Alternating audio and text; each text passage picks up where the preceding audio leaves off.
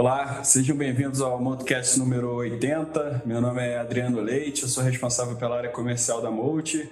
Nesse mês aqui a gente traz o Luiz Paulo Aranha, que é responsável pela estratégia de ações, a famosa estratégia Long Only. Hoje é dia 13 de maio de 2026, são 10 horas e 51 minutos da manhã. Aranha, bom, vamos começar aí, como de praxe, aí, falando de global.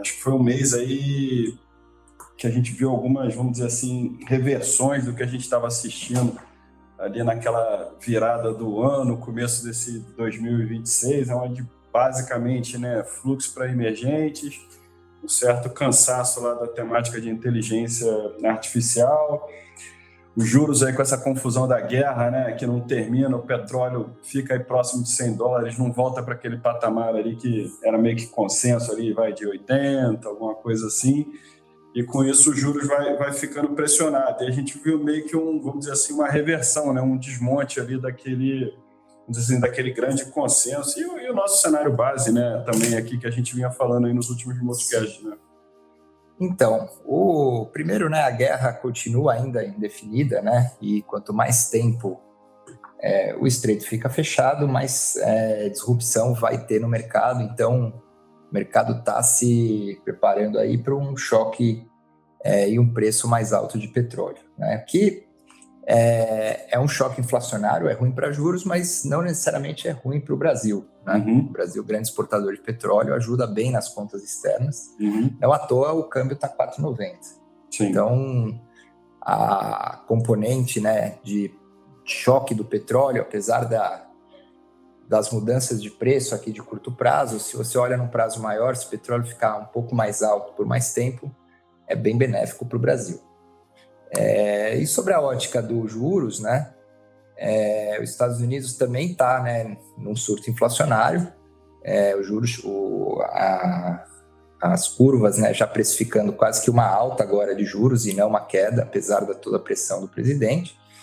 E o mercado está avaliando, só que nesse mesmo meio tempo, houve um avanço grande na parte do AI e no CAPEX, e o mercado entendeu que há uma escassez enorme de chips e memória. Sim. E houve uma recuperação assim muito abrupta do Nasdaq, especialmente. Voltou para as máximas. Voltou para as máximas, focado em poucos Quer papéis. Voltou não, atingiu as máximas. Atingiu as máximas, você não volta, Mas elas estão, o mercado nas máximas, mas com uma concentração enorme dos papéis, Teve um artigo do Michael Burry na semana passada em que ele fala que o mercado está na máxima, mas com recorde de empresas nos lows históricos, nas lows de 52 semanas. Então, são poucas vencedoras, que são as fabricantes de chips nos semicondutores no final do dia, e houve essa reversão de fluxo, que saiu dinheiro dos Estados Unidos e entrou também muito dinheiro na Coreia. Então, isso prejudicou o Brasil em termos de fluxo, que machucou bastante, principalmente a parte dos domésticos, dados que a parte pesada em commodities conseguiu segurar bem, A Petro ainda continua sendo um destaque, e com o petróleo a $100, ela continua aí em evidência. Agora, pegando o link, então, vamos para o local, No local, obviamente, a gente é parte aí do que está acontecendo no mundo, A gente viu aí um estresse aí, vamos dizer assim, uma reversão de expectativa aí nos juros, e a gente vai caminhando aí próximo das eleições, Como é que você está vendo esse ambiente? Aí você até poder dar uma palhinha também, como é que você está visualizando essa safra aí de resultados aí que estão sendo divulgados aí referente ao último TRI?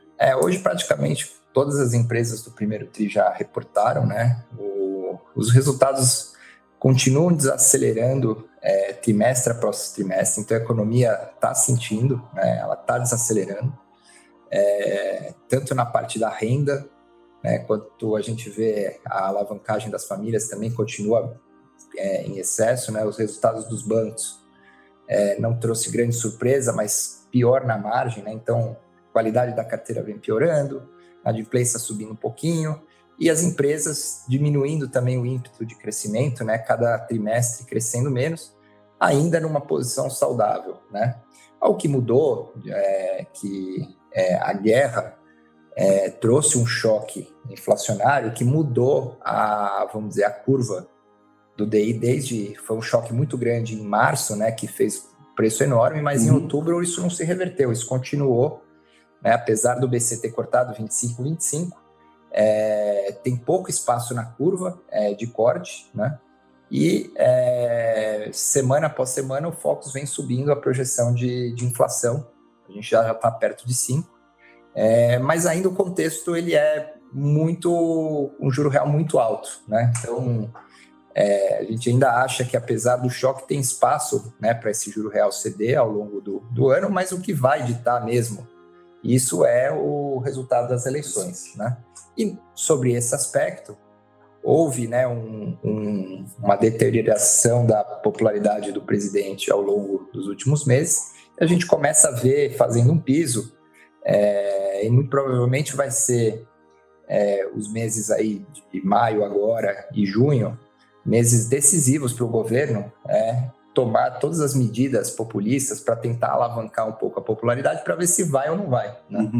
Então, hoje teve, né, a taxa das blusinhas, teve na semana passada desenrola, teve também medidas pequenas que quase que são despercebidas pela mídia, que é a renovação automática da carteira, vai atingindo, né, pequenos grupos da população que vão sendo beneficiados, mas que é esse pacote de bondades para tentar reverter a popularidade do governo, que está em níveis que a probabilidade de troca de governo é muito alta, né? Então o mercado acho que também pôs um pouco o pé atrás com isso, e com o fluxo estrangeiro negativo, o mercado aqui um pouco mais cético, né?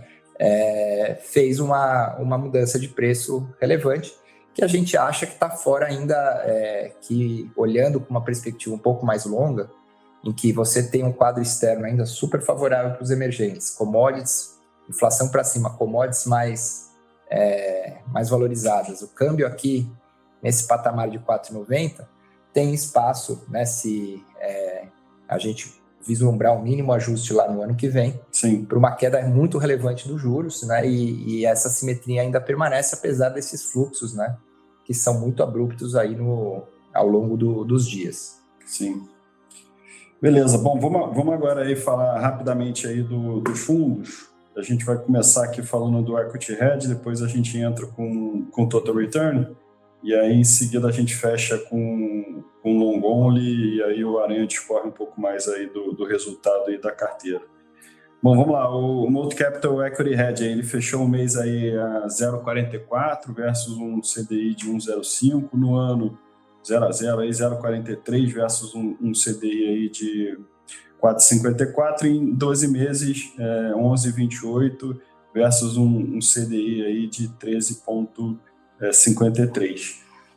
Os destaques positivos do Equity Hedge, né, foi na parte relativa, né, onde o fundo ficou comprado. Na verdade, é uma posição que já tem uns 2 meses mais ou menos em Nasdaq versus uma posição vendida em empresas de petróleo. Lembrando que no mês passado, né, o petróleo chegou a ceder, agora esse mês especificamente ele já está voltando, mas foi uma posição muito ganhadora, tanto pela parte do Nasdaq, que o Aranha comentou aqui, que, né, fez máximas, quanto pela reversão do movimento aí das empresas de petróleo. Outro destaque aí foi o book de commodities, acho que tiveram vários pares aí que andaram bem, e na parte de real estate, né, o setor imobiliário, onde hoje em dia o fundo está net short. Tá? Parte negativa foi a parte de utilities, né, o setor aí de energia, a parte lá fora relativa de tecnologia e o setor financeiro. A exposição bruta dele até reduziu um pouquinho, está rodando aí próximo de 160, a gente vinha rodando aí próximo das máximas, e o fundo fechou o mês aí com uma exposição líquida próxima do 0 a 0, aí, marginalmente negativa. Tá? Agora vamos falar aí do Multi-Capital Total Return. Ele fechou o mês positivo em 1,19 versus aí um CDI de 1,09 e um Ibovespa menos 0,08. No ano, levou o retorno para 11,14 versus um Ibovespa de 16,26. em 12 meses 30,77 versus um Ibovespa, deixa eu pegar uma colinha aqui que fugiu, de 38,69. Destaque positivo do Total Return foi o que a gente chama aí do Book de Yield, né? E aí empresas aí do setor de energia, acho que shopping também foi bem, acho que esse disparado aí foi o grande destaque. Parte negativa aí foi commodity, o fundo hoje em dia tem uma exposição relativamente grande aí, representado aí por empresas de petróleo, um pouquinho de Vale. Esse book que a gente chama aí de crescimento, eu acho que não está concentrado em um nome, são diversos nomes, e a parte de hedge também aí contribuiu de uma maneira negativa. Tá? A exposição líquida do fundo encerrou aí em mais 91,5%, ele está bem comprado, esse comecinho de mês de maio até reduziu um pouquinho, está rodando aí próximo de 85%, e a exposição bruta próximo de 115%. Tá? Por fim, o Moto Capital Ações, né, com Aranha, aqui o pai da criança, ele teve um mês aí menos 5,28 versus um Ibovespa de 0,08, no ano menos 1,14 contra um Ibovespa de 16,26, em 12 meses 11,97 versus um Ibovespa de 38,69. E aí, para falar aí dos destaques, eu já até passo para o Aranha, que é o próprio aqui, quem vai comentar aí, e a gente fala um pouquinho da carteira também. Tá bom, de destaque foi também commodities, né, com uma posição, né, o que mais se destacou foi os Minas, que passado aí as medidas de antidumping, o mercado se frustrou no primeiro momento porque ele esperava que era uma medida que fosse mudar de patamar de forma instantânea, mas a gente está vendo uma recuperação de preço dos produtos siderúrgicos semana após semana, e a gente vê que tem aí um espaço para uma revisão grande aí de lucros da empresa, e ela tem uma alavancagem operacional muito grande quando o preço aumenta, o custo fica parado, o dólar se valorizou, então o custo ficou mais baixo ainda, então a gente vê a empresa assim, ainda muito barata mesmo, né, tendo um mês aí bem positivo. Então, é uma posição importante ainda do fundo, né? E da parte que foi mal, né, é a parte que está atrelada a esse ciclo de juros que o mercado apertou e derrubou, principalmente na parte de construção civil, que entrou aí o fantasma da inflação. A gente ainda tem uma posição direcional IMRV, mas a gente acha que mesmo com esse choque, ainda tem espaço para essas empresas irem bem, porque o programa está indo muito bem, tem espaço para subir preço, tem espaço para as empresas manterem as margens saudáveis como estão. Né? Você precisa ainda de um choque muito maior do que você já está vendo hoje, né? Que não sabemos, né? Mas a gente vê que o mercado exagerou muito no começo, fez muito preço e a gente acha que está exagerado, né?